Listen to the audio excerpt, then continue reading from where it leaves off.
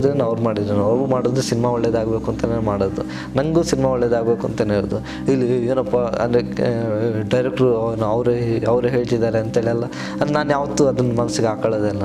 ಇವಾಗಲೂ ಅಷ್ಟೇ ಚೆನ್ನಾಗಿತ್ತು ರೆಸ್ಪಾನ್ಸ್. ಇಲ್ಲಿ ಮೇಯ್ನ್ ಥಿಯೇಟ್ರ್ ಉಳಿಸಿದ್ದಿದ್ರೆ ನಮಗೆ ಸ್ವಲ್ಪ ಲಾಂಗ್ ರನ್ ಹೋಗಿರೋದು, ಬಟ್ ಅಲ್ಲಿಂದ ನಮಗೆ ಇದಾಯಿತು. ಆಮೇಲೆ ಫುಲ್ ಅಪ್ಸೆಟ್ ಆಗೋದೆ ನಾನು, ಯಾಕಂದರೆ ಸೋತಾಗ ಯಾರೂ ಬರಲ್ಲ ಸರ್ ಜೀವನದಲ್ಲಿ. ಅದೊಂದು ತುಂಬ ಕಲಿತೆ ನಾನು ಪಾಠ.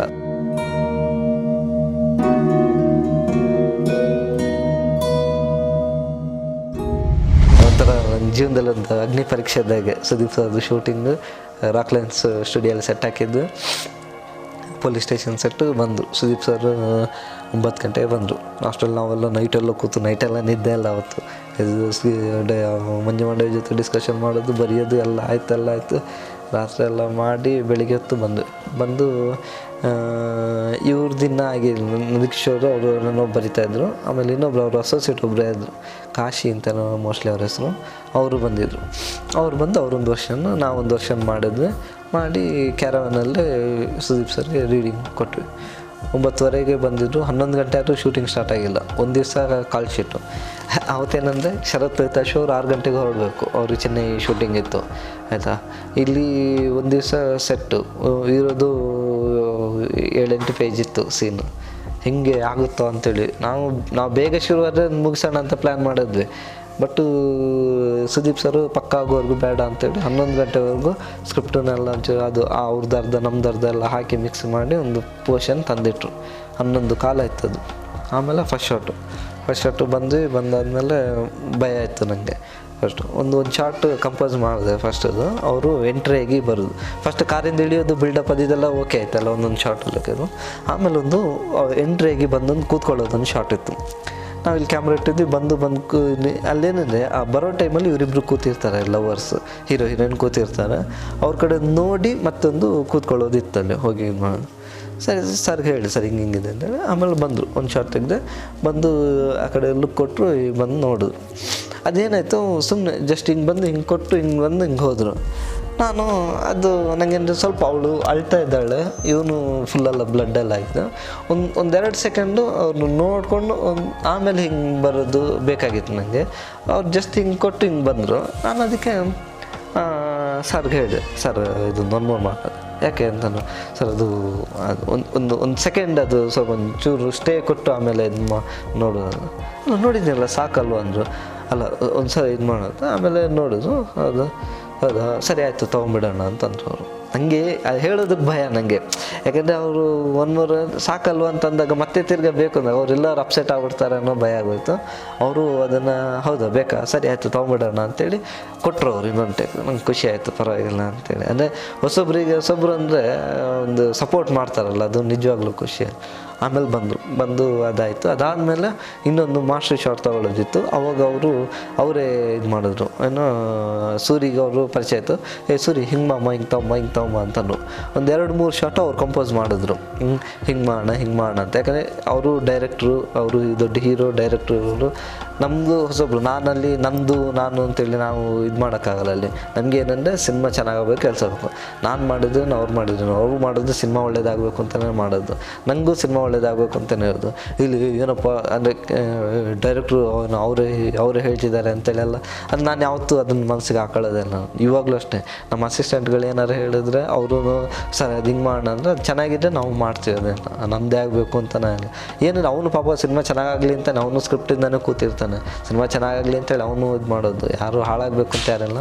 ಬಟ್ ಸುದೀಪ್ ಸರ್ ಹಂಗಿದ್ದಾಗ ನಾನು ಏನು ಮಾತಾಡಿ ಸರಿ ಆಯ್ತು ಅಂದು ಅವ್ರು 3 ಶಾಟ್ ಅವ್ರು ತೆಗೆದ್ರು. ಆಮೇಲೆ ಅವರು ನನಗೆ ಬಿಟ್ಬಿಟ್ರು, ಗೊತ್ತಾಯ್ತು ಇವ್ನಿಗೆ ಕಾನ್ಫಿಡೆಂಟಲ್ಲಿ ಇದ್ದಾನೆ ತೆಗಿತಾನಂತ.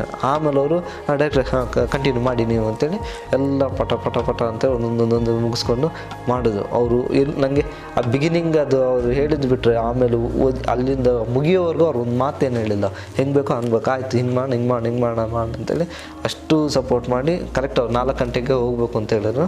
4 ಗಂಟೆಗೆ ನಾನು ಮುಗಿಸ್ಕೊಟ್ಬಿಟ್ಟೆ ಅವ್ರನ್ನು.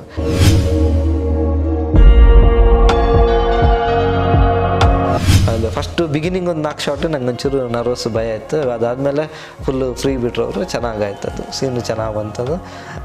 ಅಲ್ಲೇನಂದರೆ ನಾನು ಅವ್ರದ್ದು ಫೋಕಸ್ ಮಾಡೋಕ್ಕೋಗಿ ಇಲ್ಲಿ ಶರತ್ ಲೋಹಿತಾಶ್ ಅವ್ರನ್ನ ಇದು ಮಾಡಿದೆ ನಾನು. ಅವ್ರಿಗೆ ಗೊತ್ತಿಲ್ಲ, ಅವ್ರು 6 ಗಂಟೆಗೆ ಹೋಗ್ಬೇಕು ಅಂತಿದ್ರೆ ನಂಗೆ ಗೊತ್ತಿಲ್ಲ, ಮರ್ತೋಗಿತ್ತು ಅಂದರೆ ಹೇಳಿದ್ರು ಮರ್ತೋಗಿತ್ತು. ಆಮೇಲೆ ಅವರು ಪ್ರಶಾಂತ್ ಅವರು ಇದು ನೋಡಿ ನಂಗೆ ಟೈಮ್ ಇದೆ, ಇಲ್ಲ ಸರ್ ನಾನು ಇದು ಮಾಡ್ತೀನಿ ಅಂತಂದು.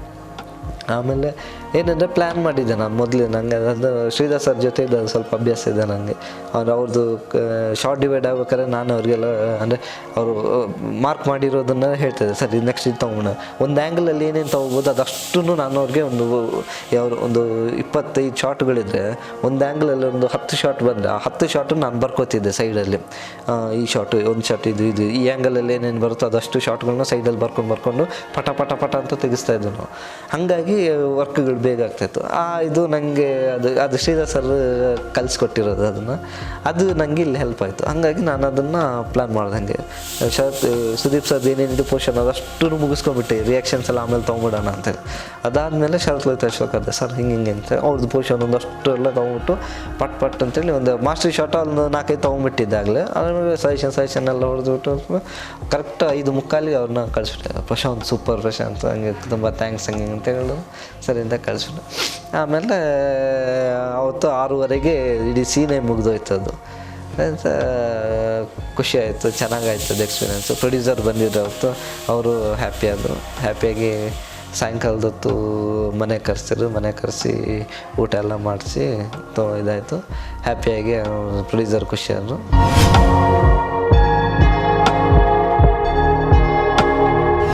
ಮತ್ತು ಪೋಸ್ಟ್ ಪ್ರೊಡಕ್ಷನ್ ವರ್ಕ್ ಸ್ಟಾರ್ಟ್ ಆಯಿತು.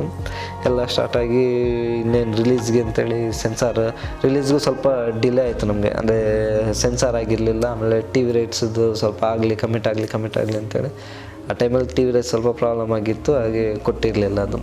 ನಾವು ಟಿ ವಿ ರೈಟ್ಸ್ ಆಗದೆ ನಾನು ಕೊಡೋದು ಬೇಡ ಅಂತಿದ್ದೆ, ಬಟ್ ಟಿ ವಿ ರೈಟ್ಸ್ ಆ ಟೈಮಲ್ಲೆಲ್ಲ ಸ್ಟಾಪ್ ಮಾಡಿದ್ರು. ಸೊ ಇನ್ನೇನು ಮಾಡೋದು ಅಂತೇಳಿ ನಾವು ರಿಲೀಸ್ ಮಾಡೋ ಟೈಮಲ್ಲಿ ನಮಗೇನಂದರೆ ಸ್ವಲ್ಪ ಅಲ್ಲಿ ಚೂರು ಇಕ್ಕಟ್ಟಾಗೋಯ್ತು. ಏನಂದರೆ ಸಿನಿಮಾಗಳು ತುಂಬ ಇತ್ತು, ಆಮೇಲೆ ಥಿಯೇಟ್ರ್ ಪ್ರಾಬ್ಲಮ್ಗಳಿತ್ತು ಸಿನಿಮಾ ಜಾಸ್ತಿ ಇದ್ದಾಗ. ನಮಗೆ ಅಂದರೆ ಅವರು ಏಪ್ರಿಲಲ್ಲಿ ಮಾಣಿಕ್ಯ ರಿಲೀಸ್ ಮಾಡ್ತೀನಿ ಅಂದಿದ್ರು. ನಾವು ಮಾಣಿಕ್ಯ ಆದಮೇಲೆ ನಾವು ಬರಬೇಕು, ಇಲ್ಲ ಮಾಣಿಕ್ಯ ಬರೋ ಮುಂಚೆ ನಾವು ಬಂದು ಹೋಗ್ಬೇಕು ಅಂತ. ಹಾಗಾಗಿ ಸರಿ ಥಿಯೇಟ್ರು ಫಸ್ಟೇ ತ್ರಿಭುವನ್ ಮಾತಾಡಿದ್ವಿ ನಾವು. ಮಾತಾಡಿ ಅವರೆಲ್ಲ ಆಯಿತು ಕೊಡ್ತೀನಿ ಅಂತೇಳಿ ಲಾಸ್ಟ್ ಮೂಮೆಂಟಲ್ಲಿ ತ್ರಿಭುವನ್ ನಮ್ಗೆ ಸಿಗಲಿಲ್ಲ. ನಾವು ಒಂದು ಡೇಟ್ ಫಿಕ್ಸ್ ಮಾಡಿದ್ದು.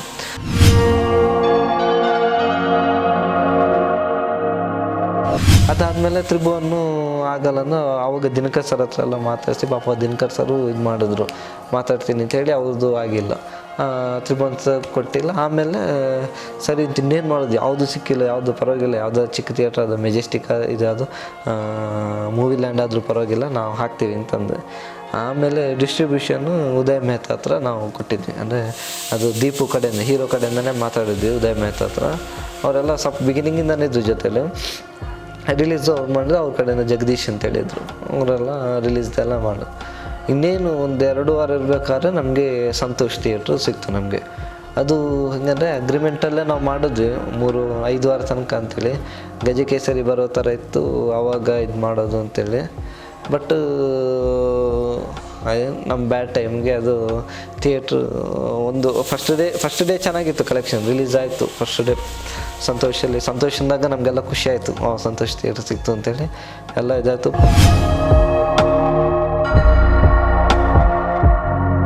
ಪ್ರಮೋಷನ್ ಎಲ್ಲ ಚೆನ್ನಾಗಿ ಮಾಡಿದ್ರು ಪ್ರೊಡ್ಯೂಸರ್, ಪಾಪ ತುಂಬ ಖರ್ಚು ಮಾಡಿ ಪ್ರಮೋಷನ್ ಎಲ್ಲ ಮಾಡಿ ರಿಲೀಸ್ ದಿವಸ ಬೆಳಿಗ್ಗೆ ಹೋದಾಗ ಮಾರ್ನಿಂಗ್ ಶೋ ಹೋದಾಗ ಎಲ್ಲ ಕಡೆ ಚೆನ್ನಾಗಿತ್ತು, ಎಲ್ಲ ರೆಸ್ಪಾನ್ಸ್ ಎಲ್ಲ ಚೆನ್ನಾಗಿತ್ತು. ಅವತ್ತೆಲ್ಲ ರೌಂಡ್ ಹೊಡೆದ್ವಿ, ಮೈಸೂರು ಮಂಡ್ಯ ಎಲ್ಲ ಚೆನ್ನಾಗಿತ್ತು, ಎಲ್ಲ ದೊಡ್ಡಬಳ್ಳಾಪುರ ಹೋದ್ವಿ. ಆಮೇಲೆ ಮದ್ದೂರು ಮಂಡ್ಯ ಎಲ್ಲ ಒಂದು ರೌಂಡ್ ಹೊಡೆದ್ವಿ. ಎಲ್ಲ ಕಡೆ ರೆಸ್ಪಾನ್ಸ್ ಚೆನ್ನಾಗಿತ್ತು, ಕಲೆಕ್ಷನ್ನು ಚೆನ್ನಾಗಿತ್ತು. ಬಟ್ ಇಲ್ಲಿ ನಮಗೆ ಮೇಯ್ನ್ ಥಿಯೇಟ್ರಲ್ಲಿ ನಮಗೆ ಸಮಸ್ಯೆ ಸ್ಟಾರ್ಟ್ ಆಯಿತು, ಇಲ್ಲಿ ಸಂತೋಷಲ್ಲಿ. ಅಲ್ಲೂ ಅಷ್ಟೇ ಫಸ್ಟ್ ವೀಕ್ ಒಳ್ಳೆ ಭಾನುವಾರ ಚೆನ್ನಾಗಿತ್ತು, ಫುಲ್ಲಾಗಿತ್ತು. ಮಲ್ಟಿಪ್ಲೆಕ್ಸ್ ನಮಗಾಗ ನಾವು ಅಷ್ಟು ಕಾನ್ಸಂಟ್ರೇಷನ್ ಮಾಡಿರಲಿಲ್ಲ, ಸಿಂಗಲ್ ಸ್ಕ್ರೀನೇ ಜಾಸ್ತಿ ಇದು ಮಾಡೋಣ ಅಂತಿದ್ದೆ.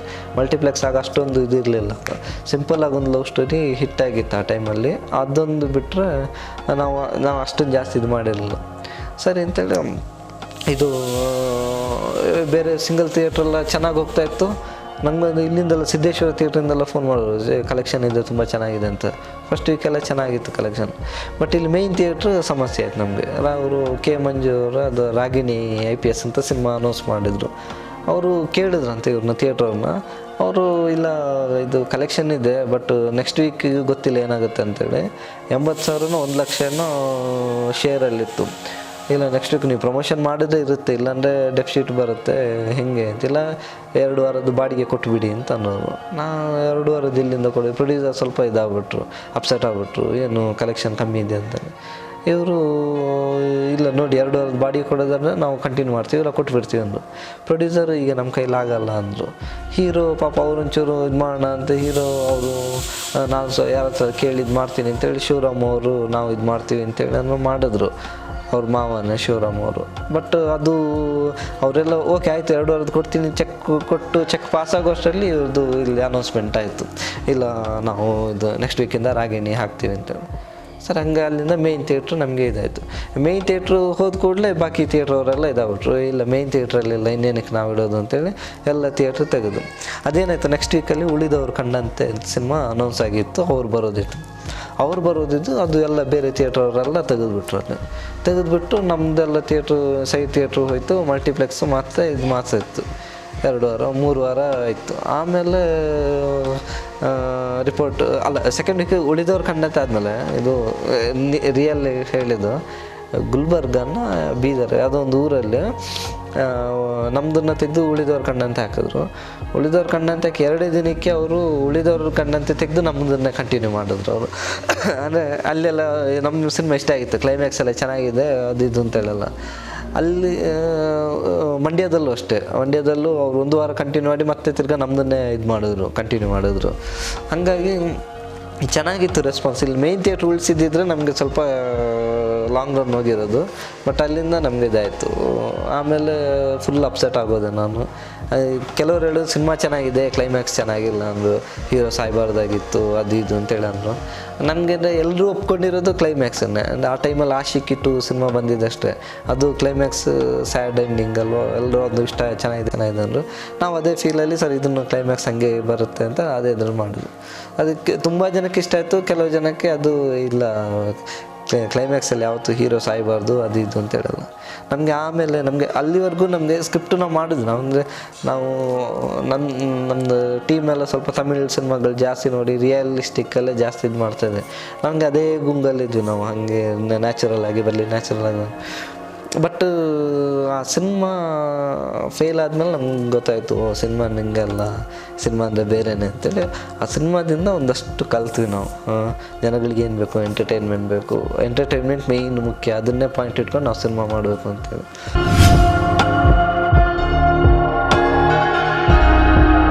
ಅಲ್ಲಿಂದ ಸರಿ ಅಂತೇಳಿ ಅದು ಆ ಸಿನಿಮಾ ಪಾಪ ನಮ್ಮ ಪ್ರೊಡ್ಯೂಸರ್ ಅಷ್ಟೇ ತುಂಬ ಆಸೆ ಇದೆ, ಈ ಸಿನಿಮಾ ಒಂದು ಹಾಕಿದ ದುಡ್ಡು ಬಂದರೆ ನಾವು ನೆಕ್ಸ್ಟ್ ವರ್ಷಕ್ಕೊಂದು ಸಿನಿಮಾ ಮಾಡೋದು ಅಂತೇಳೆಲ್ಲ ತುಂಬ ಕಲ್ಪನೆ ಇಟ್ಕೊಂಡಿದ್ರು.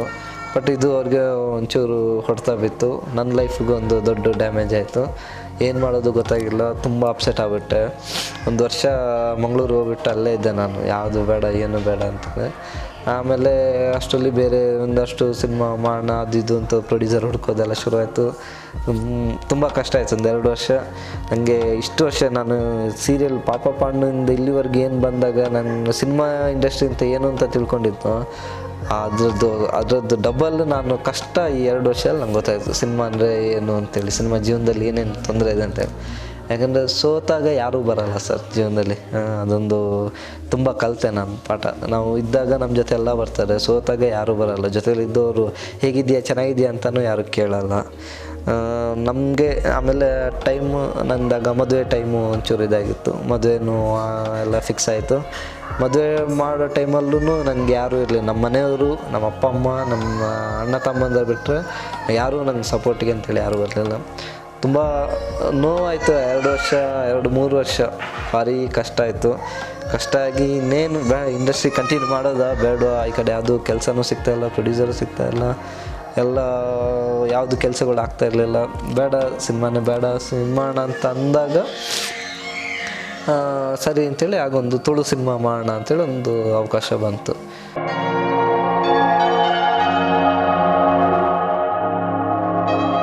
ನೀವೆಲ್ಲರೂ ಈ ಕೋಸ್ಟಲ್ ಕನ್ನಡ ಪೇಜನ್ನು ಸಬ್ಸ್ಕ್ರೈಬ್ ಮಾಡಿ, ಸೈಡಲ್ಲಿರೋ ಬೆಲ್ ಬಟನ್ನ ಕ್ಲಿಕ್ ಮಾಡಿ.